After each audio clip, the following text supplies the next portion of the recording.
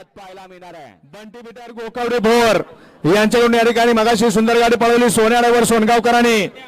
या ठिकाणी गोकावडे भोर यांच्याकडून सोन्यासाठी 500 रुपये बक्षीस आहे. सेमी फायनल या मैदानातला 4 सुटला आणि 4 मध्ये लढत चालू झाली. अटी आणि तटीची लढत आहे. बघा लढत पड्याल तिकडं राहुल्या इकडं कॉकटेल.